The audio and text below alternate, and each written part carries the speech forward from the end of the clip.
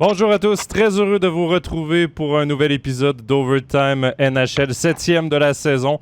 En ce jeudi 9 février, on a un beau menu pour vous. Ce soir, on va entre autres parler du match des étoiles, du week-end des étoiles qui s'est déroulé le week-end dernier. On va également parler avec vous de la date limite des transactions qui arrive dans moins d'un mois, également de la nouvelle tendance, la nouvelle mode des longs contrats pour les jeunes joueurs. On va prendre également vos questions. Donc, un menu bien intéressant pour vous aujourd'hui. Je vous rappelle que si vous ne pouvez pas être avec nous toute l'émission, ce sera disponible sur nos différentes plateformes, que ce soit Facebook, YouTube, Spotify, Apple Podcast et SoundCloud dès demain. Donc, pour ne rien manquer, suivez-nous et vous allez tout savoir et tout voir de nos Overtime NHL. Salutations déjà dans le chat. Il y a Quentin, il y a Kevin également qui sont présents. Posez-nous vos questions, on va y répondre tout au long de l'émission. Et sans plus attendre, on va accueillir notre invité de la journée en direct de sa voiture. C'est le coach du HC Viège, Danny Gélina. Salut, Danny. Oui, l'ancien coach du HC Viège. Coach du HC Viège. Écoute, Danny... salut, bonsoir. Merci d'être là. Les circonstances font que tu es dans ta voiture. Oui, je suis désolé. Il y a plus de trafic que je pensais qu'il était pour en avoir. Ouais, c'est des choses qui arrivent. Je suis déjà chanceux d'avoir un chauffeur. Ouais. C'est surtout nous qui sommes chanceux de t'avoir aujourd'hui, Danny. Évidemment, tu suis les activités de la NHL de très près, Danny. Et on va parler tout d'abord du dernier week-end d'activité parce qu'il y a eu une relâche, entre guillemets, du côté de la NHL, du moins pour le calendrier régulier le week-end dernier, puisque c'était le All-Star Game avec la compétition d'habileté, également avec le match des étoiles. On présentait ces deux événements sur MySports. Danny, je ne sais pas si tu as eu la chance d'assister à ces deux compétitions. Je voulais savoir d'entrée de jeu, je veux ton avis. Qu'est-ce que tu en as pensé? Je veux votre avis également dans le chat. Qu'est-ce que vous en avez pensé de ce All-Star Weekend? Alors, moi, personnellement, je trouve ça tellement long qu'à un moment donné, j'ai l'impression que je décroche un peu trop. Pour être franc, je me suis senti plus concerné par ce que j'ai vu en AHL que ce que j'ai vu en NHL. C'est plus rapide, c'est plus fluide, c'est plus concentré, le contenu est plus rapide. Moi, je trouve ça trop long et à un moment donné, je décroche. Et juste à cause de ça, à un moment donné, je me sens plus tellement concerné. Ouais, je suis d'accord avec toi. Puis d'ailleurs, dans le chat, c'est un peu le sentiment de tout le monde. Quentin dit, je trouve de plus en plus mou ce All-Star Weekend.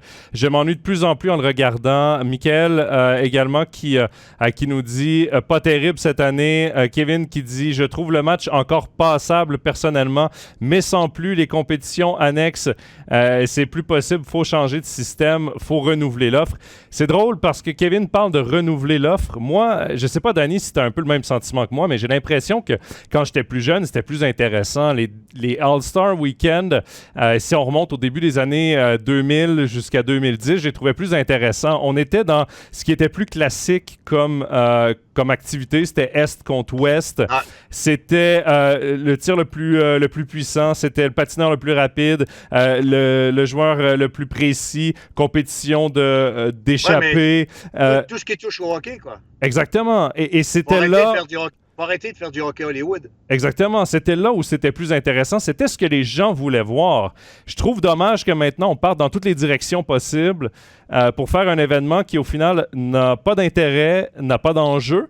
Parce que si, par exemple, on prend le baseball majeur, moi, j'aime beaucoup le format du baseball majeur. Le système qu'ils ont implanté, le baseball majeur, c'est bien simple. L'association gagnante du match des étoiles, c'est l'association qui aura l'avantage du terrain lors de la grande finale. Moi, je trouve cette façon de faire hyper intéressante. Pourquoi la NHL donne pas des points aux vainqueurs de chaque conférence, le joueur de chaque conférence pendant la compétition d'habileté? Pourquoi on ne donne pas justement plus d'importance aux résultats du match des étoiles? Est contre Ouest? Ça marchait avant, je ne comprends pas pourquoi ça ne marche plus maintenant. On veut plus de spectacles à 3 contre 3, mais il n'y en aura pas plus. Les joueurs ne veulent pas se blesser, il n'y a pas d'enjeu.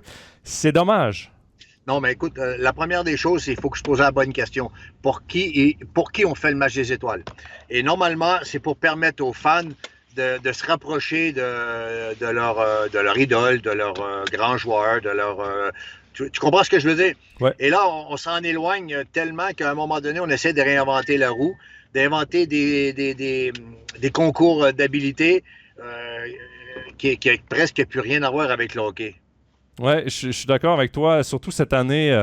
Et comme tu l'as dit, c'était très, très long. Moi aussi, j'ai décroché, j'ai regardé, puis honnêtement, j'avais hâte que ça finisse plus qu'autre chose. Et Corentin qui dit également, il devrait revenir à l'ancien modèle, surtout pour le match Est contre Ouest. Mais...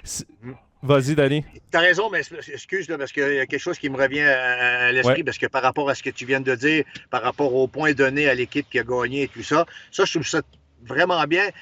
Déjà, il faut revenir à un système, et là, je pense que les joueurs, Crosby en a parlé cette semaine, de revenir au système 1 à 16. Ouais. 2 à 15 et ainsi de suite, là. OK, d'accord? Et après ça, d'attribuer comment tu dis ça? L'avantage de la glace, pardon, à des équipes qui ont fait quelque chose. OK, on peut trouver une solution, mais je pense qu'il faut revenir à la base, revenir à ce qui est important dans le hockey, la vitesse, la précision, les tirs de pénalité, puis des vrais, là, pas des déguisements à Hollywood, là, puis des vrais. On veut voir du show, on veut voir du spectacle, on veut voir de la qualité, on va voir les stars faire des choses vraies du hockey. Et puis, en même temps, un match des étoiles, c'est fait pour les fans. C'est fait pour les fans. Et on ne peut pas dire qu'il y en avait trop, là. Mais ce que je veux dire, c'est que travaillons pour amener quelque chose aux fans qui investissent énormément pendant toute l'année et leur donner quelque chose qu'ils ne peuvent pas avoir pendant un match de la saison régulière. Pour moi, c'est ça, un match des étoiles.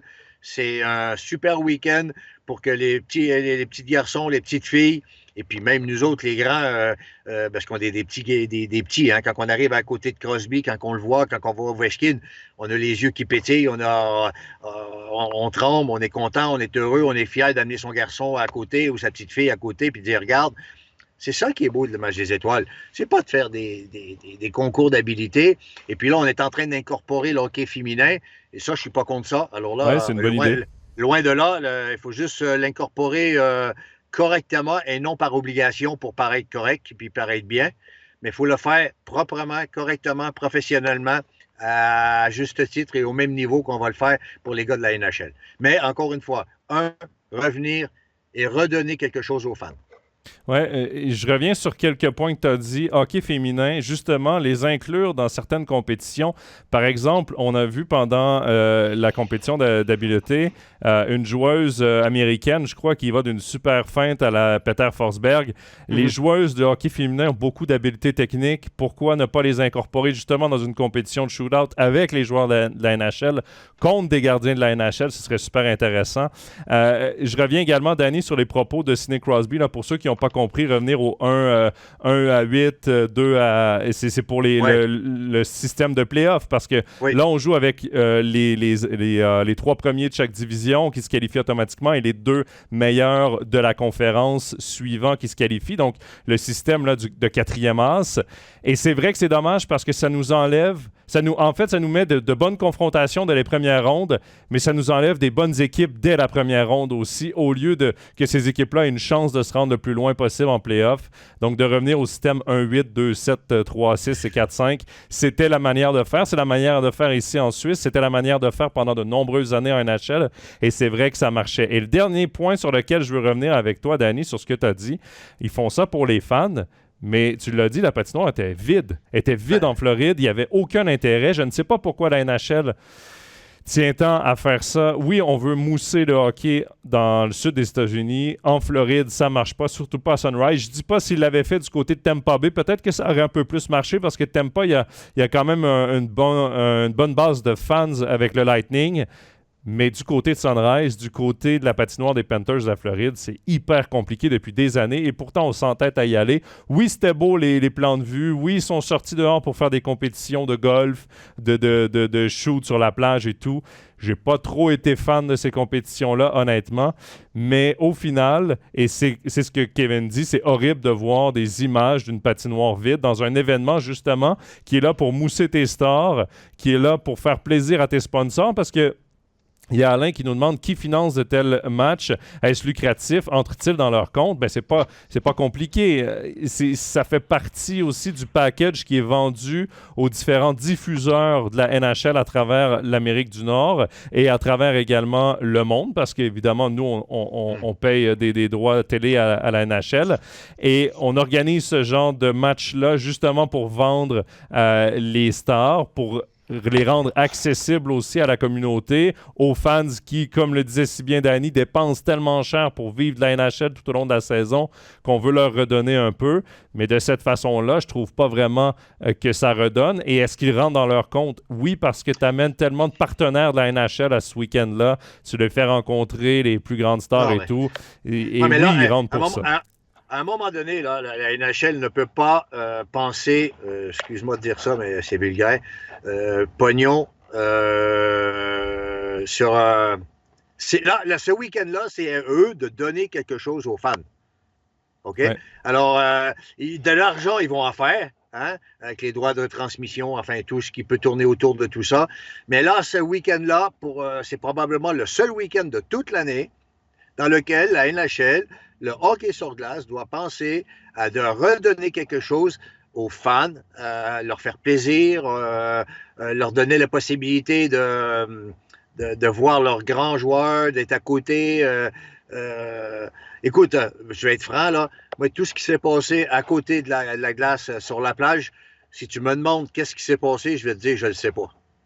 Ça ne m'intéresse pas. Non, Sincèrement, là, ça ne m'intéresse pas. D'accord? OK, il faut être clair, là. Ça ne m'intéresse pas. Moi, ce qui m'intéresse, c'est si un jour j'aurais eu la chance d'avoir mes garçons, là, ils sont trop vieux, mais mes petits garçons qui étaient jeunes, qui aimaient le hockey, les amener à Montréal. À l'époque, c'était plutôt le Forum de Montréal. Aller voir les gars à côté de la glace, les voir, quitte à faire un entraînement furtif. Ça ne m'a pas dérangé de voir les gars patiner, faire des exercices, avoir du fun, avoir du plaisir. À un moment donné, tu rouvres la porte, tu demandes à des jeunes de venir sur la glace et jouer avec eux. Faire des photos avec les fans, permettre aux fans d'être proches. Je sais que je répète la même chose, je m'excuse, mais le week-end du match des étoiles, c'est tout ça. C'est tout ça et rien que ça. Après, le reste, je ne sais pas quoi t'expliquer. Qu'est-ce que c'est? Aller jouer sur la plage. J'imagine bien tous les GM entendre dire que les joueurs sont en train de faire un beach volley sur la plage. Ouais, OK. On s'entend là que. OK? Ouais. Voilà. Alors, voilà. Moi, c'est ce que je pense du match des étoiles. Et après, pour moi, il manque trop de vrais joueurs étoiles au match des étoiles. Ouais. Oui, beaucoup, parce que là, on veut absolument avoir un joueur représentant par chaque équipe. Mais ça donne aussi qu'il y a beaucoup d'absents. On peut penser à Romagnosi, par exemple. Simon Meyer qui n'était pas là. Là, c'est à ces deux-là que je pensais. Je veux dire, aujourd'hui, c'est ces joueurs-là qui font vivre la NHL. Hein. Oui, exactement. Anthony qui dit que ça permet de découvrir les personnalités des joueurs. Ça devrait permettre le match des étoiles, justement, de découvrir ces personnalités-là. Et honnêtement, moi, j'ai pas trop senti ça. L'animation, par contre, parce que moi, je l'ai regardé en anglais, ce qu'on vous a présenté sur MySports. L'animation avec Piquet Souban, un ancien joueur sur la patinoire et tout, j'ai apprécié. Mais encore là, tout était cassé. Le rythme était cassé par toutes ces interventions. Et là, l'an prochain, ce sera du côté de Toronto. J'espère qu'on ne fera pas une compétition là, de shot du haut de la tour du CN. Là, j'espère qu'on va rester dans la patinoire et faire vivre cette expérience-là aux fans de Toronto, parce que la patinoire à Toronto devrait être pleine pour ça. Danny... Revenons à du hockey. Oui, exactement. Revenons. C'est le mot d'ordre pour moi. Ça me surprendrait que la NHL nous écoute. Mais si jamais elle le fait, revenons à du hockey. C'est ce que les gens veulent voir. Le concours parallèle en NBA, si je pense, là, on fait on saute un peu partout, là. Mais le concours parallèle de dribble, d'agilité par division, c'est super excitant. Les gens, ils s'excitent dans les gradins avec ça. Mais oui. Le concours parallèle, tu mets, je sais pas moi, McKinnon contre McDavid en concours parallèle, là. Ovechkin contre Crosby en concours parallèle. Morrissey contre Cole Makar ou Josi contre Cole Makar en concours parallèle. Ça, pour moi, c'est du hockey. Là, ça m'intéresse. Là, c'est... Ouais. Mais bon, des flips, des trucs à sauter le puck, voilà, c'est pas... C'est pas un skill coach qui est sur la glace, là. On veut voir du vrai hockey. Ouais, je suis parfaitement d'accord avec toi et je pense que le chat également.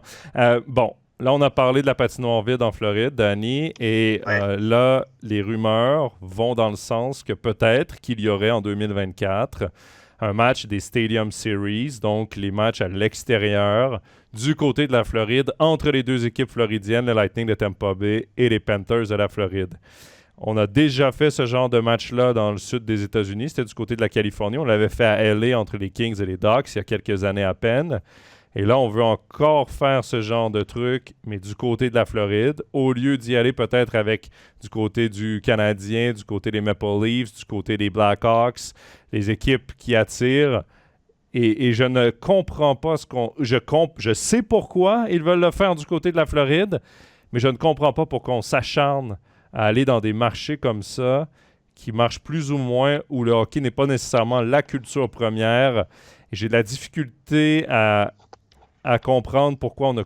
Après l'échec là, du All-Star Game, pourquoi on envisage encore de faire ce genre d'événement à grand déploiement du côté de la Floride. Je sais pas, Danny, si toi... Écoute, ça ressemble pas mal à quelque chose qui ressemble à... Comment je pourrais t'expliquer ça? On utilise Tampa Bay pour essayer de réveiller la Floride. Oui, je comprends ce que tu veux dire. OK? Tampa Bay peut faire vivre le hockey en Floride. C'est ce qui permet probablement aux Panthers de vivre. Ouais. Parce que si Tampa Bay ne sera pas à côté, je pense que ça finirait pas mal comme Atlanta. Oui, je suis parfaitement d'accord avec toi. C'est vrai que le parallèle se ferait, je pense, entre les deux clubs. Ou sinon, là, j'ai pas de solution. Là, je peux pas... je sais pas pourquoi on s'entêterait sur essayer de vendre un marché qui peut pas prendre en permanence. Parlons-en d'essayer de vendre un marché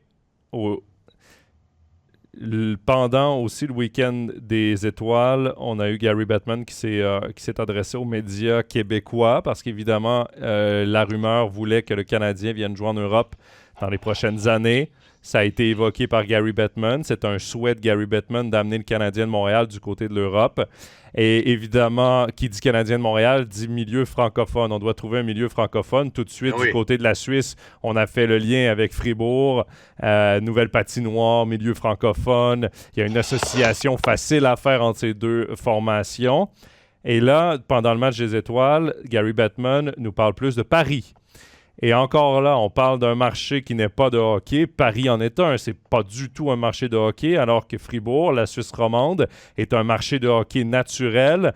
On jouait à Montréal les Raphaël Diaz, les Mark Streit, les Yannick Weber, les David Ebichère, Cristobal Huet, qui est coach, qui est évidemment français, mais qui est coach de gardien à Lausanne.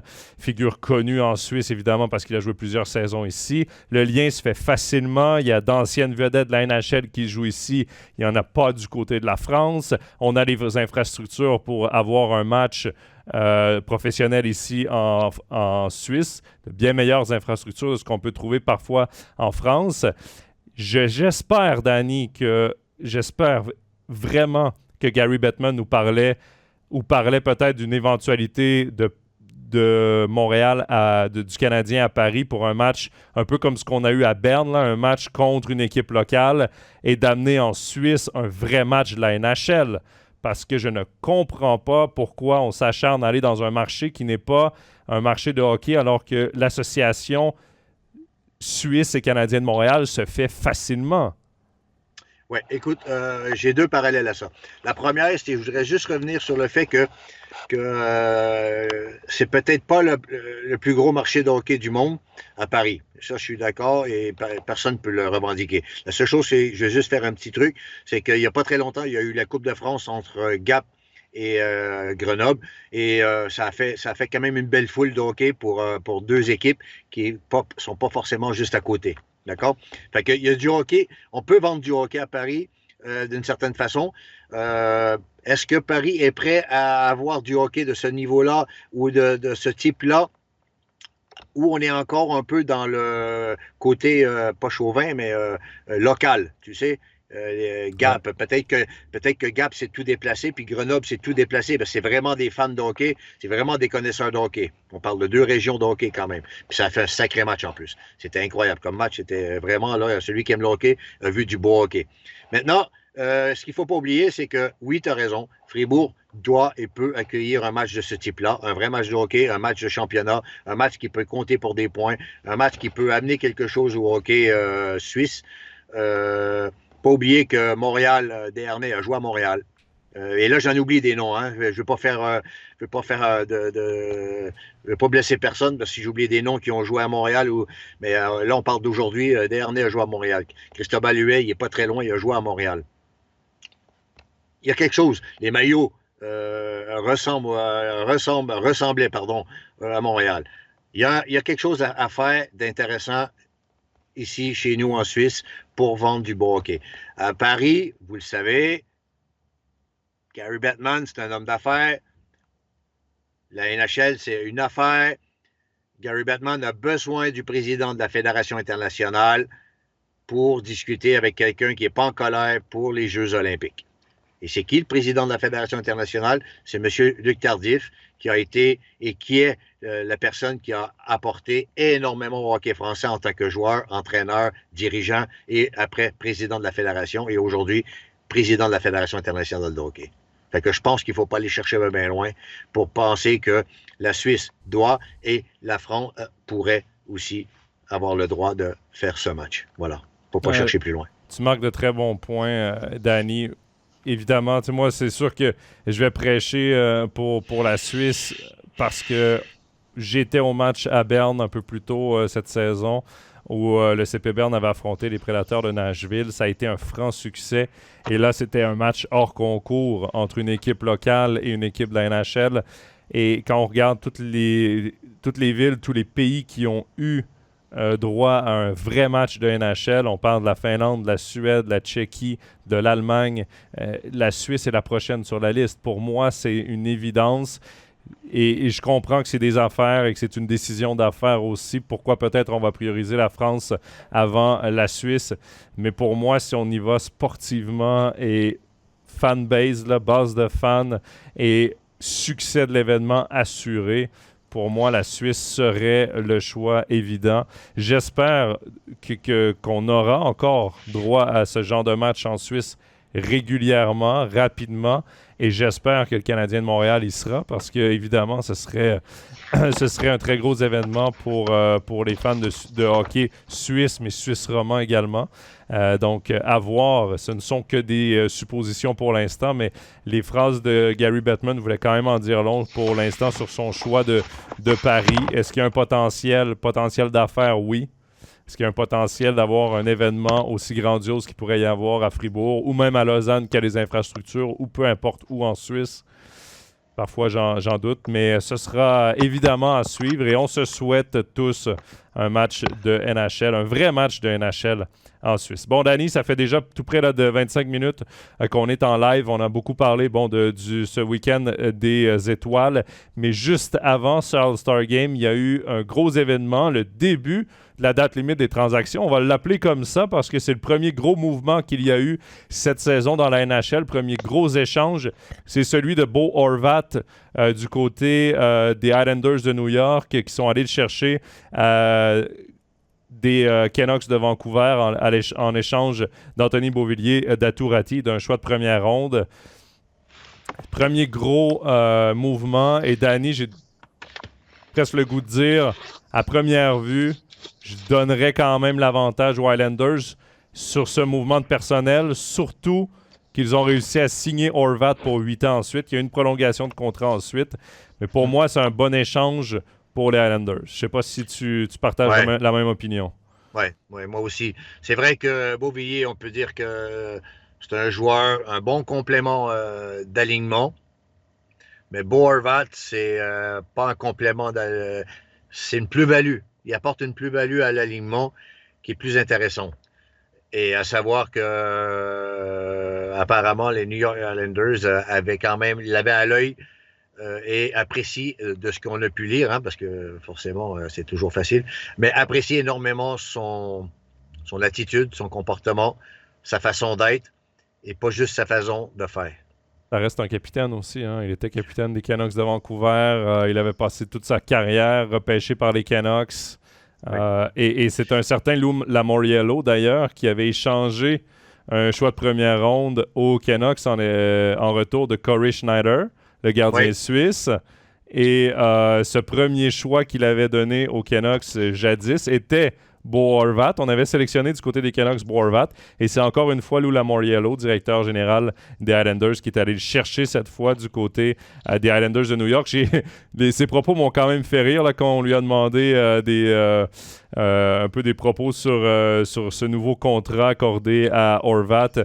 Il a dit « C'est trop long et c'est trop cher, mais c'est rendu comme ça dans la Ligue nationale de hockey. » Ouais, un peu résigné. Exactement. C'est loin d'être son époque parce que c'est un vieux de la vieille, Lou Lamoriello, mais c'est vrai que le marché a beaucoup changé. Et bon, oui, il est plus rendu. Le marché est comme ça maintenant. On ne peut plus rien faire avec ça. Exactement. Mais l'échange de Bo Horvat, je disais que c'était le début de la date limite des transactions, du mois précédant la date limite des transactions, parce que cette journée fatidique est le 3 mars prochain, donc il reste un peu moins d'un mois. Il y a beaucoup de gros noms. Ça commence à sortir, les rumeurs de transactions. Pas de gros mouvements encore d'effectuer, mais il y a quand même une cible suisse de choix. C'est Timo Meier, l'attaquant des Sharks de San Jose, qui devrait être échangé. Les Sharks sont en plein milieu d'une reconstruction. Timo Meier a une énorme valeur. Elle ne peut pas être plus haute. Exactement. Le gars a plus de 30 buts la saison dernière, se dirige encore une fois vers une saison de plus de 30 buts.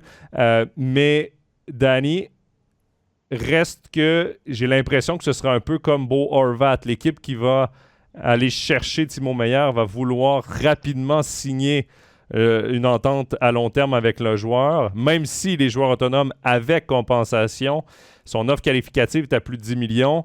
J'ai l'impression qu'on va vouloir en parler peut-être aux joueurs avant de conclure une éventuelle transaction. Je ne sais pas si tu as le même sentiment. Oui, c'est sûr et certain. Ça, c'est évident. Ce joueur-là, aujourd'hui, ils ont tout fait pour le mettre en valeur, pour aller chercher le gros maximum. Et là, ils ne se sont pas trompés quand même. Hein? Puis Timo Meier a fait ce qu'il fallait pour... même s'il est très bien où il est, il sait très bien qu'aujourd'hui, son avenir n'est pas forcément là. Et il a toujours été bien entouré, toujours très bien conseillé. Alors, je pense pas qu'aujourd'hui, c'est un garçon qui sait, et son agent aussi, bien sûr. C'est pas lui qui décide, mais c'est un business que finalement, le joueur décide pas de grand-chose. Hein. Là, aujourd'hui, la seule chose qu'il va décider, c'est probablement par rapport aux offres qu'il va avoir sur la table.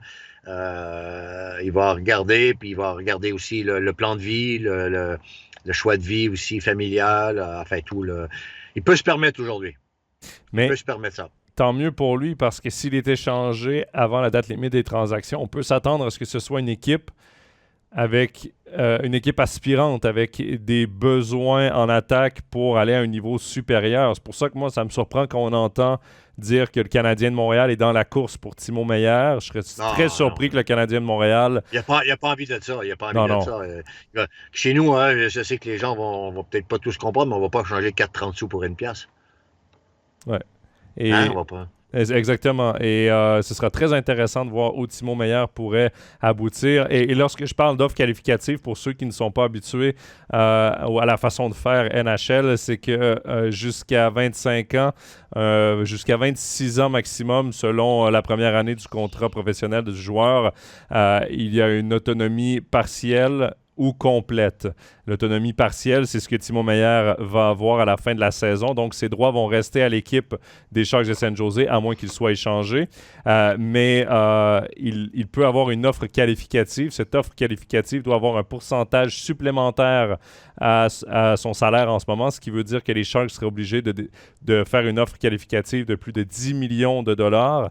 Ouais. S'ils ne font pas cette offre qualificative ou s'ils ne s'entendent pas avec lui avant une certaine date, il devient libre comme l'air. Et là, les Sharks perdent ses droits. Donc, c'est pour ça qu'on veut l'échanger, parce que les Sharks ne sont pas prêts à payer autant pour lui dans une reconstruction.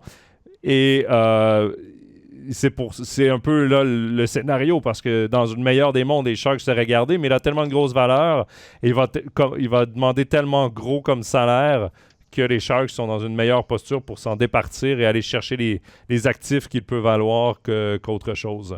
Il faut qu'il bouge. Il va bouger parce que les Sharks n'auront jamais autant aujourd'hui que ce qu'il peut rapporter. Il est à son maximum. Alors, et aussi à une belle époque de sa vie comme joueur de hockey. Oui, il est dans son prime, là, si je peux m'exprimer ainsi. Là, il est dans vraiment au sommet de ce qu'il peut, de son potentiel. Oui. Avant de parler des autres gros noms qui pourraient être échangés, Danny, est-ce qu'il y a vraiment un marché pour un Pius Suter ou un Philippe Kourachev dans ce marché des transactions? Suter est en fin de contrat. Lui sera agent libre sans compensation à la fin de la saison. Il évolue pour Détroit, une équipe qui ne devrait pas participer aux playoffs. Il est 3e, 4e centre, parfois dans les gradins. Et Philippe Kourachev, du côté de Chicago, je nomme son nom parce que Chicago a décidé de liquider tout le monde. Donc, j'ai l'impression que si le DG du côté de Chicago a une offre raisonnable, il pourrait partir. Mais pour toi, est-ce qu'il y a un marché pour ces deux joueurs-là? Alors moi, je pense qu'aujourd'hui, c'est plus compliqué pour Pius Suter que pour Kourachev. Je pense qu'aujourd'hui, Pius Suter est à Détroit et Détroit est légèrement plus avancé que Chicago dans sa reconstruction. Et je crois que l'année supplémentaire que Pius Suter a fait cette année a permis justement à encore avancer à Détroit dans leur plan de marche. Alors, je pense qu'il a fait son temps là-bas, en tout cas. Ensuite, le marché de Kourachev à Chicago, je pense que Chicago aurait intérêt encore à le garder encore au moins une année. Au moins une année. Après, ça va commencer à être corsé, mais Chicago est tellement loin dans sa reconstruction parce qu'eux, là, aujourd'hui, là, ils sont pas dans la reconstruction, hein. Ils sont dans le choix du matériel pour savoir avec quoi construire. C'est encore pire, ça, parce qu'ils n'ont pas commencé, hein. Je veux dire, Kane, Toews, on ne sait pas trop qu'est-ce que ça peut se passer avec ça. Au début, c'était Toews qui était censé partir. Et puis là, aujourd'hui, on parle quand même beaucoup plus de Kane que de Toews. Alors, c'est pas clair.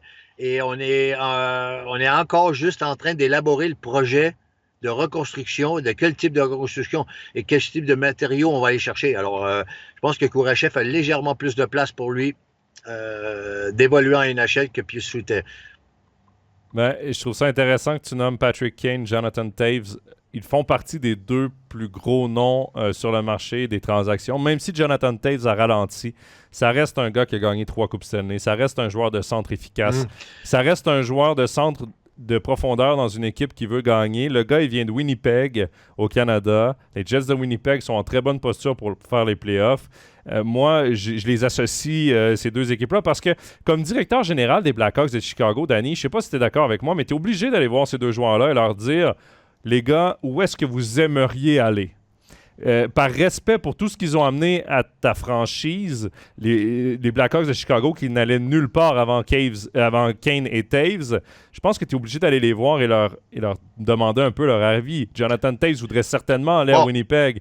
Patrick Kane voudrait certainement aller avec les Rangers de New York. Je pense que tu es obligé de considérer ça. Oui, mais il y a deux choses, hein. La première, là, tu parles du côté émotionnel, côté sentimental. Tu as raison. En principe, c'est ce qui doit un peu arriver. Mais tu le sais, hein, les joueurs ont une liste. Ces joueurs-là ont une liste d'équipes où ils ont autorisé la clause libératoire de discuter. Alors, du coup, à partir du moment qu'une de ces équipes-là est dedans, ça devient compliqué à dire où tu aimerais aller. OK? Alors, il y a les deux côtés sur lesquels il faut faire très attention. Après, c'est sûr que si les Jets ou New York, par exemple, rentre sur le marché et a une offre sur la table, là, on peut éventuellement dire, ben écoute, maintenant, tu vas choisir et c'est toi qui vas choisir. C'est toi qui peux y aller. Ouais, et non, ce sera intéressant parce que les Rangers de New York ont les effectifs qui pourraient aider les Blackhawks de Chicago dans une éventuelle reconstruction. Les Jets de Winnipeg n'auront pas à donner grand-chose, j'ai l'impression, pour Jonathan Toews. Sa valeur ne doit pas être énorme, surtout considérant qu'il a un contrat à 10 millions par saison. Donc, pour la fin de la saison, c'est sûr et certain que les Blackhawks devront retenir peut-être 50% de son salaire, mais reste que les Jets devront quand même placer ce 5 millions sur leur masse salariale. Et il y a peu d'équipes qui peuvent rentrer 5 millions en ce moment dans sa masse salariale. Donc, je pense que pour Jonathan Toews, les Blackhawks vont prendre la meilleure offre possible. Et pour les Blackhawks et pour Patrick Kane, j'ai vraiment l'impression que les Rangers, imaginez ramener Panarin et Kane ensemble avec Zibanejad, avec Kreider, avec derrière Fox et Miller, avec Shesterkin comme gardien. Là, tu commences à avoir une équipe qui se tient. Là. Oui, ben écoute, c'est drôle que tu parles de ça parce que je pense que ce qui se passe à New York aujourd'hui, ça doit sacrément leur plaire de voir un Lafrenière 3 buts en 5 matchs parce que ça pourrait être une sacrée belle pièce de monnaie d'échange dans une transaction dans laquelle un joueur comme Taves mais là je parle de Kane à New York, Lafrenière là-bas et Lafrenière en santé. Pas le Lafrenière. Et là, je pense que ce qui se passe à New York pour eux, Lafrenière et New York, ça doit sacrément leur faire plaisir. Ouais, et tu parles de Lafrenière, il y a aussi Capo Caco qui connaît sa meilleure saison en carrière, sans être électrisant, reste qu'il a battu son nombre de points par match. Donc... Le problème, c'est que si tu amènes Kane, il faut que tu gardes Capo Caco parce que c'est pas le même profil. Ouais. OK? Il faut que tu gardes le grinder, le côté travailleur, le côté duel 1 contre 1. Des joueurs de main, des joueurs de skill, il va en avoir. Si tu amènes Kane avec Panarin et compagnie, des mains, il va en avoir un sacré paquet. Et à un moment donné, il va falloir quand même des gars qui veulent aller au charbon, des gars qui veulent aller devant le but, des gars qui veulent faire, en gros, le sale boulot. Et ça, si tu veux gagner une Coupe Stanley, ça va te les prendre. Et ça, je pense que Capo Caco peut le faire. Pas sûr que Lafrenière peut le faire. Et c'est pas sûr que ça soit le jeu qu'ils veulent jouer non plus. Et ça, j'y en veux pas. Et du coup, je pense que Lafrenière serait plus une bonne monnaie d'échange pour aller... Oh, on a des petits soucis avec Danny. Ça a coupé Danny, mais bon, on t'a retrouvé. Oui. Voilà. C'est bon. C'est peut-être un peu... Il faudrait peut-être que je bouge un peu, mais... Non, ben ça va, là. C'est stable. Mais je suis d'accord avec... Je pense que l'ordinateur, il irait mieux si je le brancherais. Je pense que sur la batterie, c'est peut-être un peu compliqué. Peut-être. Mais je suis d'accord avec toi, Danny, pour finir là-dessus. Je le brancherai à la pub. Ouais.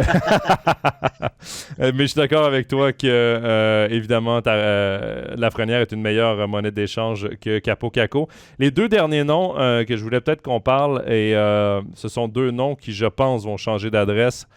Ce sont les deux attaquants des Blues de Saint-Louis, Vladimir Tarasenko et Ryan O'Reilly. Les Blues, ça ne va pas du tout, ne participeront pas aux playoffs. Et là, il y a une grosse valeur également parce qu'on parle de Kane comme ailier, mais Tarasenko également est un ailier avec beaucoup de talent, avec beaucoup de valeur. Pour Ryan O'Reilly, c'est une saison extrêmement difficile, mais reste que le gars a gagné le trophée Selke, a gagné une Coupe Stanley. S'il n'est pas à Saint-Louis il y a quelques années, il n'y a pas de Coupe Stanley là-bas. Donc, ce sont deux joueurs qui, pour les playoffs, pourraient être des éléments incroyables, des ajouts incroyables pour leur équipe. O'Reilly ne connaît pas sa bonne saison, mais c'est un monstre. C'est un monstre physiquement, c'est un monstre comme joueur.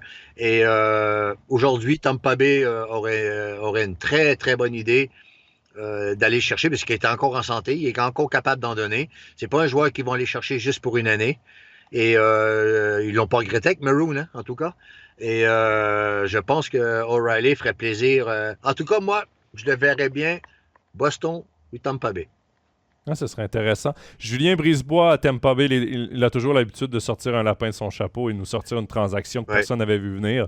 Peut-être que ce sera du côté de Ryan O'Reilly. Ce qui est intéressant avec O'Reilly, c'est qu'il peut jouer de haut en bas dans toute l'alignement. C'est pas un gars qui va ronchonner s'il joue son troisième ligne, si on lui donne de la tâche à vacation défensive ou jouer contre une grosse ligne en face et puis dire, écoute, on gagne la Coupe Stanley, mais tu n'auras peut-être pas de but. Ouais. Ça va pas le déranger.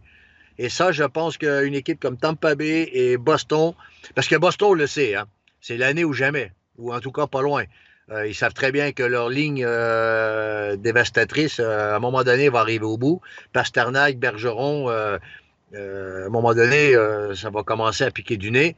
Et là, la ligne, je dirais, la ligne à Bergeron et Marchand et la ligne des soi-disant tchèques, hein, on appelle ça comme ça. Krejci, il fait une saison incroyable. Ouais. Et si pour épauler Bergeron dans une dernière conquête, il faut aller chercher O'Reilly, je pense que Boston serait capable d'y aller. Ouais, et Michael qui dit O'Reilly est plus complet que Maroon, évidemment. C'est un Ah ben joueur. oui. Non, ça n'a rien à voir. Hein. Non, non. Rien à voir. C'était juste le parallèle que le joueur a rendu service, des fiers services, Ouais. par rapport à ce qu'on lui a demandé. Et non, je ne parle pas de profil. Ça, c'est clair qu'il n'y a aucun parallèle à avoir. Je parlais simplement sur le fait que pourquoi Tampa Bay est allé chercher Maroon. Ils ont été cherchés pour un rôle très précis, qui a très bien rempli et qui est rempli tout le temps. C'est la seule parallèle que je voulais faire. Dernière chose sur cette date limite des transactions, évidemment, le prochain épisode là, sera juste après la date limite des transactions, donc ce sera la fin évidemment de la saison régulière de National League et la semaine suivante, on va refaire un Overtime NHL, un peu le bilan de cette date limite des transactions. Et il y a un défenseur qui revient beaucoup, c'est Jacob Chychrun du côté de l'Arizona. Son nom est souvent nommé dans des rumeurs de transactions. Déjà la saison dernière. Déjà la saison dernière, mais il s'était blessé, il ne connaissait pas une bonne saison. Là, il est revenu au sommet de sa forme.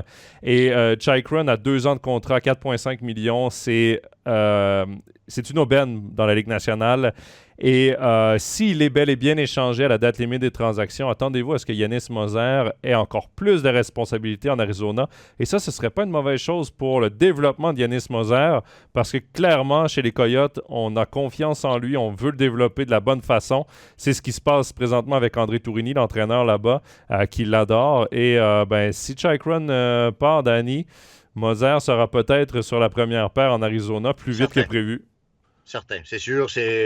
Mais ils vont partir. Hein. Je pense que c'est l'année où laquelle ils vont partir et je pense que sa valeur marchande sportive, elle est au meilleur.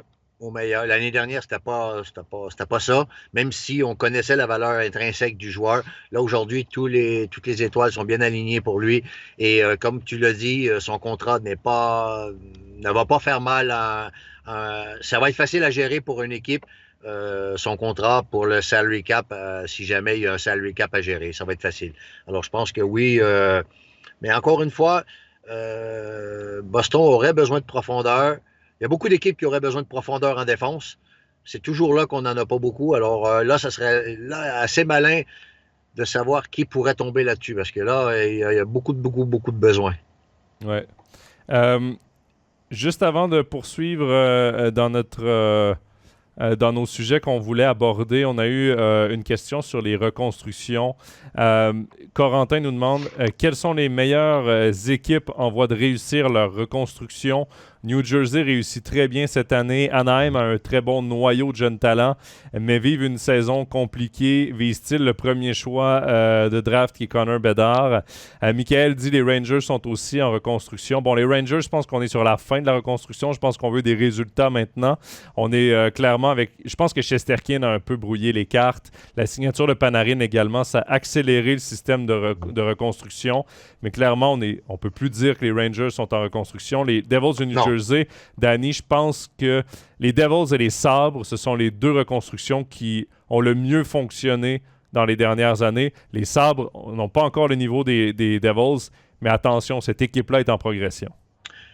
Oui, parce qu'il y a 2 ou 3 joueurs qui sont en train de faire l'année de leur vie. Hein. Alors du coup, oui, forcément, il y a... Mais ces joueurs sont très jeunes, par contre. Sont très, très, très jeunes, mais c'est ce qui permet de dire que Buffalo est sur la bonne voie. Voilà. Et Buffalo ressemble étrangement au chemin que New Jersey a emprunté avec ses jeunes joueurs. C'est peut-être drôle à dire, c'est peut-être... mais ça ressemble à ça. Moi, l'équipe aujourd'hui qui est avancée et qui confirme sa reconversion, c'est quand même New Jersey. On peut dire ce qu'on veut. New York a, comme tu l'as dit, faussé sa reconstruction en allant chercher tout sur le marché des agents libres, sur les échanges. Ils ont triché un peu, sans être méchant, hein, c'est pas méchant, mais ils ont été chercher. Puis la performance du gardien de but a été incroyable. Alors du coup, moi je dirais que New Jersey aujourd'hui récupère quand même, parce que les joueurs qui ont performé depuis 2 ou 3 ans, tout en sachant qu'il manquait un peu de défenseurs, ça avait été difficile avec les gardiens de but, si on se souvient bien. Hein, ça allait bien devant, mais ça allait pas trop bien. Hamilton en défense a apporté une grosse solidité. stabilité au niveau des gardiens de but. Puis devant, ça continue. Ça continue parce que les attaquants, ça fait 2 ou 3 ans, les attaquants sont relativement réguliers. Et puis les joueurs restent un peu plus longtemps en santé. Pourquoi? Parce que les joueurs ne font plus que du hockey de rattrapage. Alors du coup, ben, le jeu physique ne leur appartient plus. Le jeu physique appartient à l'adversaire. C'est eux qui maîtrisent le jeu, c'est eux qui maîtrisent, je dirais, qui dictent un peu la volonté du jeu. Quand tu perds, tu es obligé d'aller à l'échec avant, ou tu es obligé d'aller à la mise en échec, tu es obligé de te livrer physiquement d'une façon différente que quand tu domines ton sujet. Et aujourd'hui, les joueurs, s'ils restent en santé, ça fait une sacrée équipe.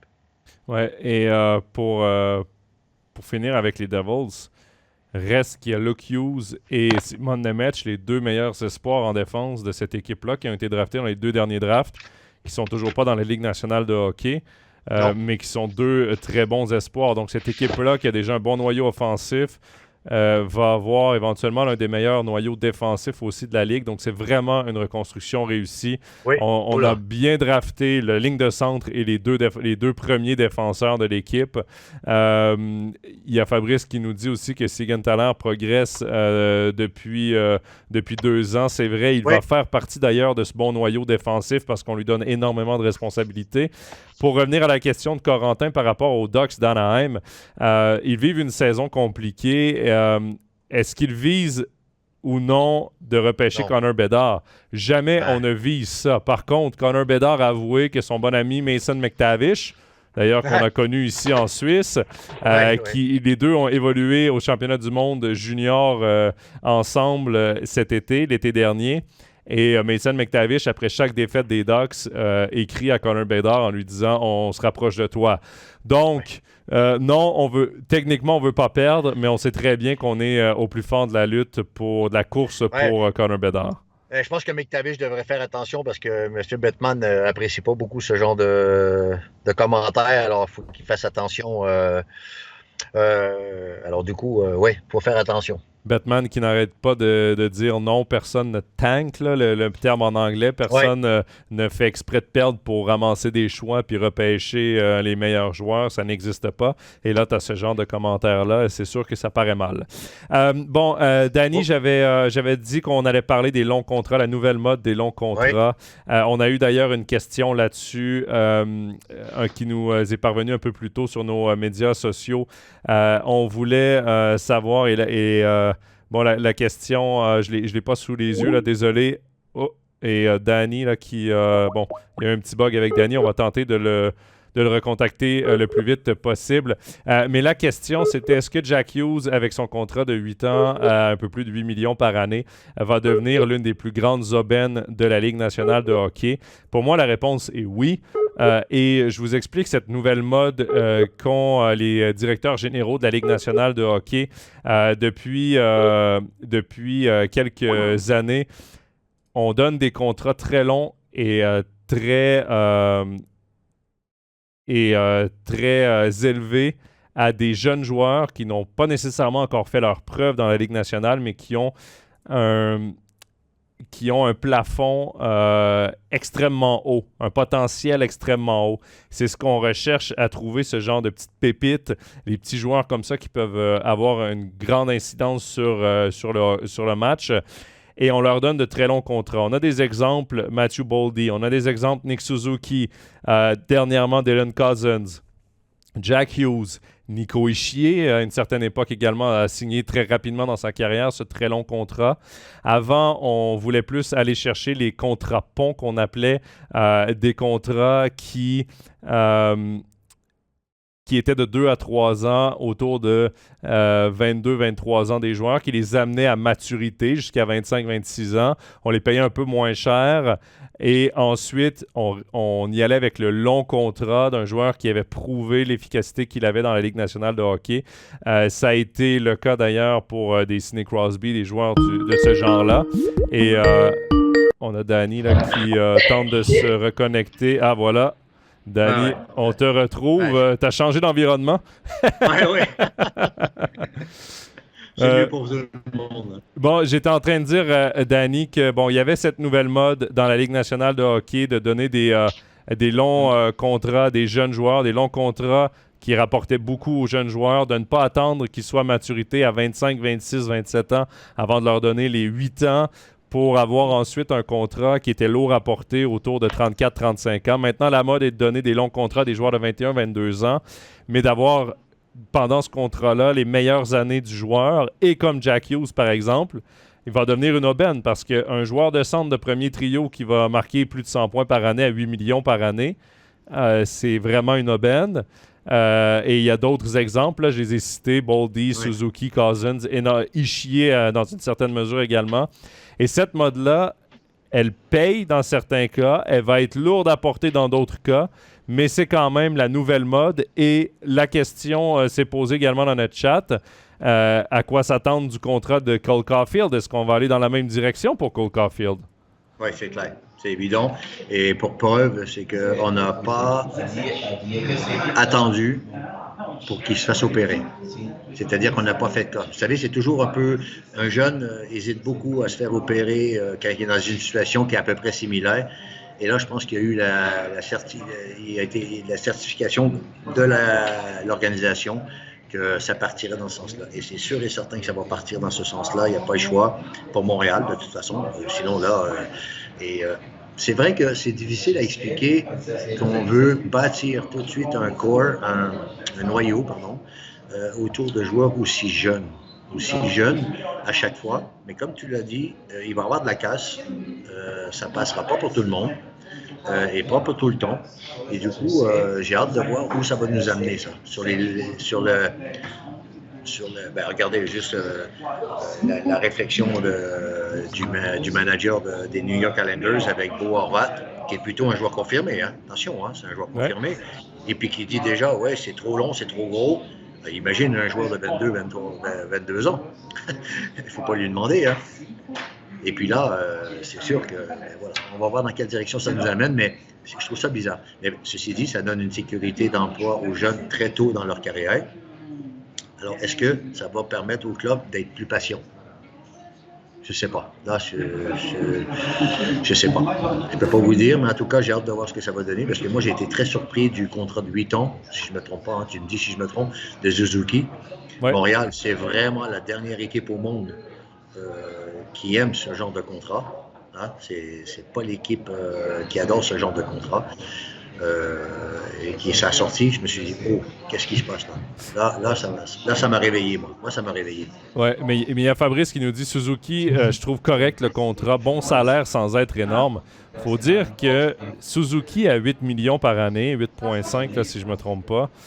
Et si Caulfield va chercher autour de 8 millions également, dans 3 ou 4 ans, quand le plafond salarial va être à 6, 7, 8 millions au-dessus de ce qu'on a en ce moment, Caulfield et Suzuki vont être des aubaines également parce que des joueurs d'un point par match ou de 40 buts par saison pour Caulfield, ça va être vraiment pas cher payé pour ce genre de joueurs-là. Et c'est le pari. C'est le pari qu'on prend. C'est le pari qu'on décide de prendre. C'est le pari sur la durée et c'est le pari de dire qu'aujourd'hui, ça nous coûte cher, entre guillemets, et demain, ça va nous coûter moins cher. Oui, exact. Alors, on y va avec quelques questions qu'on avait reçues un peu plus tôt avant l'émission. Tout d'abord, Danny, une question sur Logan Mailloux. Logan Mailloux, évidemment, c'est un joueur qui a été repêché par le Canadien de Montréal, un défenseur qui avait évolué du côté de la Suède. Il avait été impliqué là, il avait partagé des photos intimes d'une partenaire sexuelle qu'il avait eue et bref, avait fait face à la justice du côté de la Suède lors de son année de repêchage. Avait demandé qu'on ne le repêche pas. Le Canadien l'avait tout de même fait en première ronde. Depuis, il suit des programmes des programmes avec le Canadien, des programmes supervisés justement pour un peu le sensibiliser à tout ça, le faire grandir comme personne. Le Canadien de Montréal lui a signé un contrat. La Ligue nationale a dit avant de mettre les patins sur une de nos patinoires, on va tout de même devoir rencontrer le jeune homme, l'évaluer. Et la question qu'on a eue, c'est est-ce qu'il aura vraiment une chance de jouer en NHL? Danny, qu'est-ce que tu en penses? Parce que le gars a du talent. Moi, je pense qu'on va lui donner une chance. Je pense que la Ligue nationale va lui donner le bénéfice du doute. La deuxième chance également. On prône toujours la deuxième chance. Je pense que dans ce cas-là, c'en est une. Bon, avant d'aller aussi vite, dire qu'il va jouer en NHL. Avant de parler de talons et de comportement, je voudrais juste mettre une chose au clair par rapport aux mots qu'on va peut-être utiliser. Il ne faut surtout pas froisser les demoiselles, les dames par rapport à ce qu'on va dire, parce qu'il n'y a aucun manque de respect dans ce qu'on va dire. Parce que ce qu'il a fait, personnellement, je ne l'accepte pas.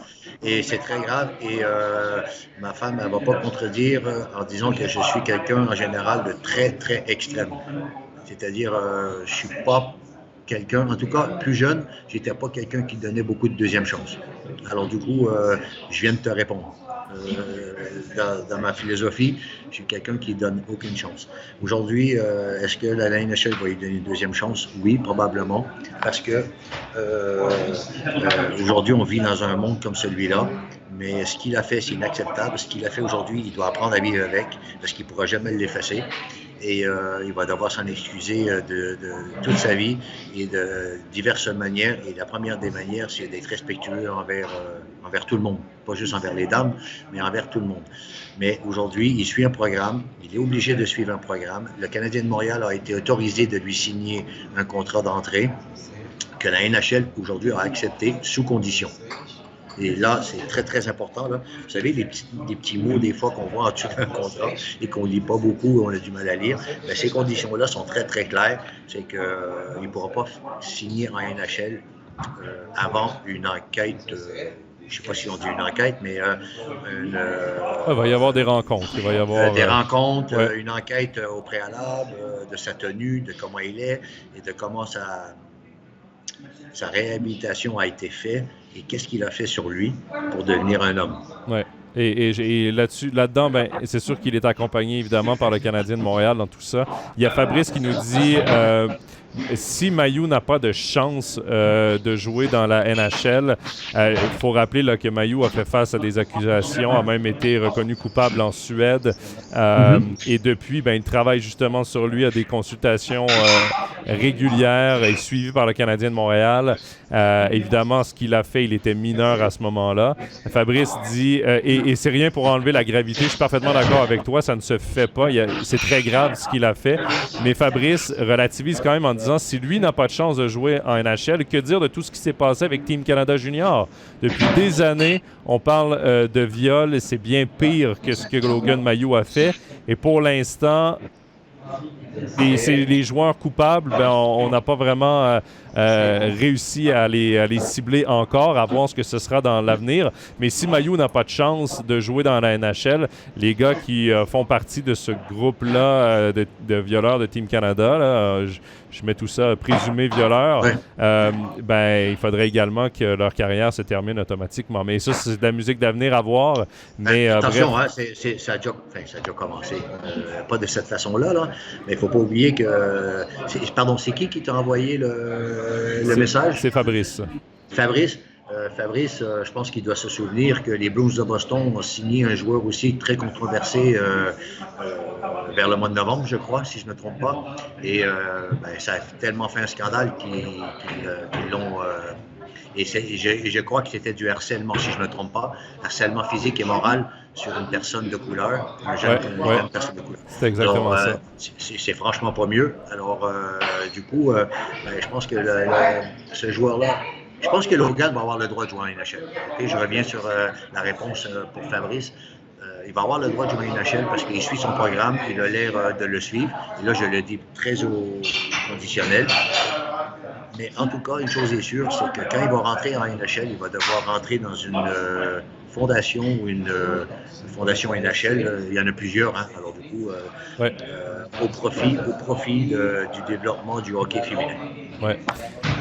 Et voilà. tout ça pour terminer en disant que les joueurs, même quand ils sont très jeunes, là, il va devoir y avoir aussi beaucoup d'éducation sur les jeunes hockeyeurs, peu importe l'âge, parce que les gestes qu'on pose nous suivent toute notre vie et ils sont très graves. On a vu justement ce joueur qui avait signé avec Boston que la NHL a refusé son contrat. Team Canada Junior, Logan Mailloux, ce sont des exemples. On va en voir de plus en plus. La tolérance, elle est rendue nulle et tant mieux qu'elle soit nulle.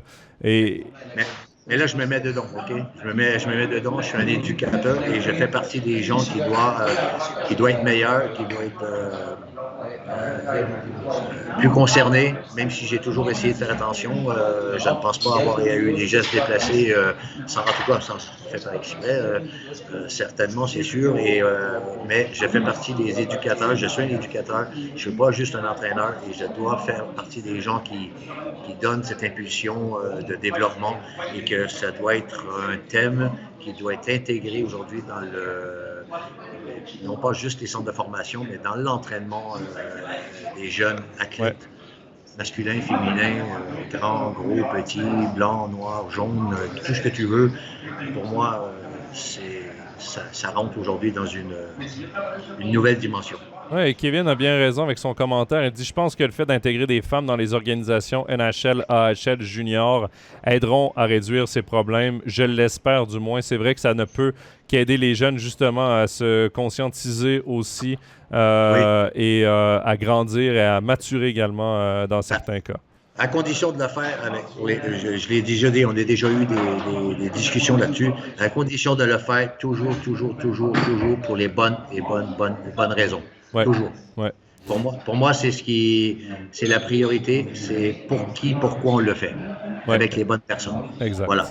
Hein? Les bonnes personnes aux bonnes places. Quand on voit les femmes aujourd'hui qui sont en direction, quand on voit les femmes qui travaillent en NBA et en NFL, ils sont solides, les femmes, hein, je vous le dis. Hein, ils sont pas juste là pour faire... C'est pas un bibelot. Hein. Non, pas du tout. Ils sont solides, hein, je te garantis. La dame qui s'occupe de la ligne offensive aux Buccaneers de Tampa Bay, c'est une solide. Hein. Ouais. Alors voilà. Alors pour moi, si on met les femmes, il faut que ce soit pour des bonnes raisons. On prend d'autres questions, encore deux avant de mettre fin à ce live. Il y a Michael qui nous demandait dans le chat pourquoi Gary Bettman s'obstine à vouloir maintenir les Coyotes alors qu'il y a Québec ou Houston qui sont clairement dans la course. Il y a Kevin qui lui répond Houston est probablement la prochaine ville sur la liste. Selon lui, Québec c'est mort. Ils ne partageront pas le marché québécois qui est déjà acquis aux Canadiens de Montréal. Surtout que Québec n'a pas autant d'entreprises et ça c'est très vrai. Même chose également pour Kansas City. On peut rajouter Kansas City à la liste avec Houston, peut-être avant Québec. On en a déjà répondu. On a déjà répondu à cette question-là souvent, Danny, dans nos Overtime NHL. Je pense que rapidement, c'est surtout que la mission première de Gary Bettman, c'était de développer le hockey dans le sud des États-Unis, surtout développer des nouveaux marchés télévisuels. Et l'Arizona en est un. Le Texas avec Dallas, peut-être un peu moins. Kansas City en serait un très bon, selon moi. Pour moi, Kansas City pourrait être, surtout on le voit avec les Chiefs de Kansas City, c'est la plus belle ambiance de la NFL. Attention, c'est une grande ville de hockey. Hein. Les Royals de Kansas City ont gagné la Major League au baseball très souvent. Très, très fort ils font la finale, hein, Kansas City en ce moment à la NFL. Alors, c'est quand même solide. Mais ils ont quand même réussi avec Seattle, ils ont quand même réussi avec Vegas. Ouais. Là, aujourd'hui, je dirais, leur aiguille dans le pied, c'est les Panthers. Oui. Ben, les Coyotes également, les deux concessions. Oui, mais le marché est tellement important. On l'a compris, hein, ils l'ont tellement défendu qu'on va arrêter d'en parler. Ouais. Et le problème de Québec est très, très clair. J'ai suivi un cours un jour de manager et sportif, et Brian Burke me l'a confirmé parce que c'était une question. C'est que le marché télévisuel de Québec n'est pas assez élevé. Il dit aujourd'hui, mettez juste une finale Québec-Winnipeg, il n'y a personne aux États-Unis qui achète les droits télé. Exact. C'est parfaitement vrai. C'est pourquoi, d'ailleurs, même s'il y a des joueurs qui disent haut et fort, oui, on voudrait que le hockey retourne à Québec, tout ça n'arrivera pas. Et moi, j'aime beaucoup la candidature de Kansas City, plus que Houston, parce que Kansas City serait plus une ville de hockey que Houston, et c'est une ville de sport, Kansas City. D'ailleurs, j'ai regardé le match de demi-finale, la finale d'association de football il y a 2 semaines à Kansas City. J'avais des frissons juste à voir la foule qui chante, et je vous le raconte là, je le revis, j'ai encore des frissons. Kansas City, c'est vraiment une ville de sport. Et là, je ne sais pas, il faudrait que je revienne, et s'il y a quelqu'un qui peut nous informer, mais je me souviens plus si dans l'association mondiale, il y avait une équipe. Kansas City avait une équipe. Je ne me souviens plus de son nom. Mais je la vois. Ça prouve que c'est pas si mieux que ça, mais c'est que. Mais je me souviens. Je me souviens que Kansas City. Les Scouts de Kansas City. Les Scouts. Oui. Voilà, les Scouts. Exactement, alors, c'est vrai, tu as une bonne mémoire. Hein, t'as vu ça? Hein? C'est vrai. Bon, T'es dernière... trop jeune. Ouais, oui, ça, j'ai pas connu par contre. Dernière question qu'on avait reçue également dans le chat. Dylan Gunter a été réassigné dans la WHL, donc dans la Ligue de l'Ouest, la Ligue junior. Mouvement surprenant des Coyotes vu sa saison jusque-là. Qu'en pensez-vous? C'est Kevin qui nous a posé la question. Danny, ton avis là-dessus? Oui, écoute, c'est l'intégration d'un jeune quand il revient, c'est pas toujours simple. Pas toujours simple. Les Coyotes en ont besoin. Les Coyotes veulent le faire jouer. Je pense qu'ils se soucient plus d'eux que le reste. C'est une équipe aujourd'hui qui pense à elle, qui pense à son développement, mais qui ne s'occupe pas tellement des autres. C'est tellement compliqué aussi. C'est pas simple. Hein? C'est pas simple de vivre là-bas. Là, on a arrêté d'en parler, mais jouer dans la patinoire dans laquelle ils jouent, c'est... faut vivre avec. Hein? C'est autre chose, oui. Vivre avec. Et puis, à un moment donné, je pense qu'ils ont un projet, ils ont des projets avec des joueurs. Puis, il faut peut-être s'attendre à ce que certains joueurs bougent aussi dans l'organisation. Et ça fait qu'il y a des portes qui s'ouvrent aussi. Hein. Et quand tu fermes des portes, il y en a d'autres qui s'ouvrent. Ça fait partie peut-être des portes qui vont s'ouvrir. Moi, je prends son retour en WHL un peu comme celui de Shane Wright dans la OHL. C'est ça. Deux joueurs qui auraient pu jouer dans la Ligue nationale de hockey, mais là, tu as la chance d'aller te battre pour un titre dans le junior, de dominer le junior encore une fin de saison, alors que les Coyotes savent très bien qu'ils vont être dans la course pour Connor Bedard, qu'ils ne participeront pas aux playoffs.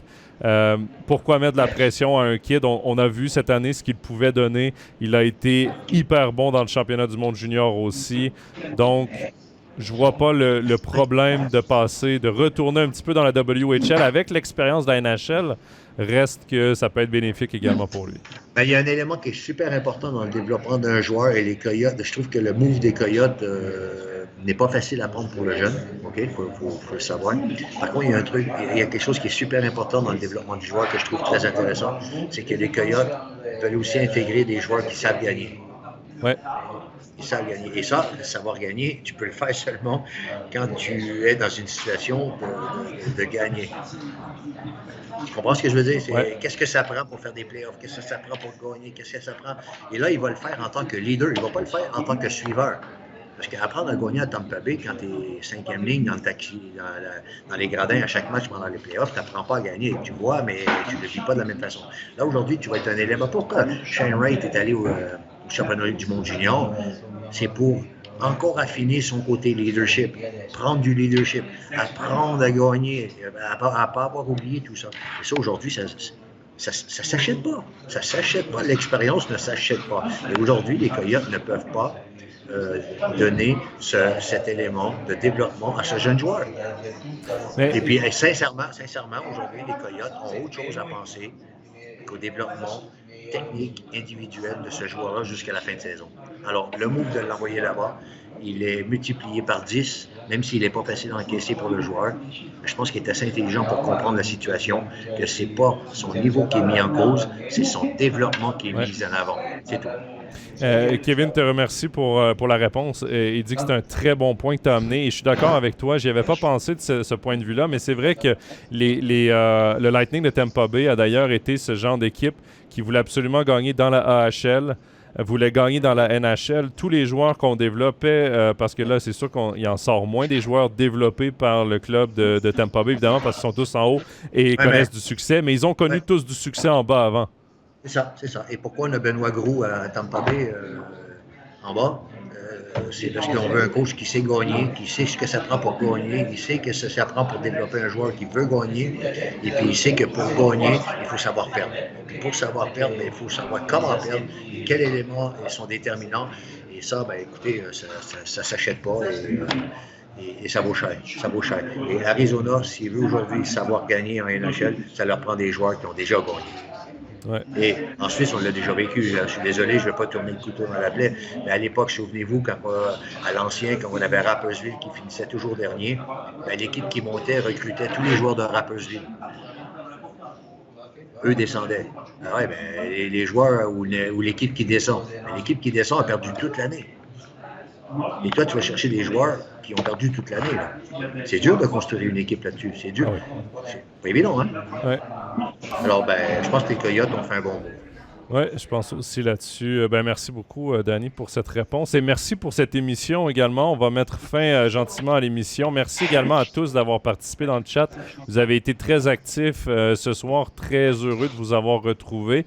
Évidemment, on se donne rendez-vous début mars pour un autre Overtime NHL. Ce sera le bilan de la date limite des transactions dans la NHL. Danny, on aura la chance de te revoir sur Overtime NHL prochainement. C'est toujours un plaisir de t'avoir.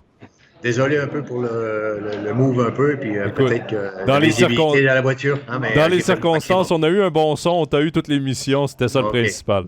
Ça m'a fait plaisir. Alors, je voulais pas annuler, j'aime cette émission et j'étais content d'être présent.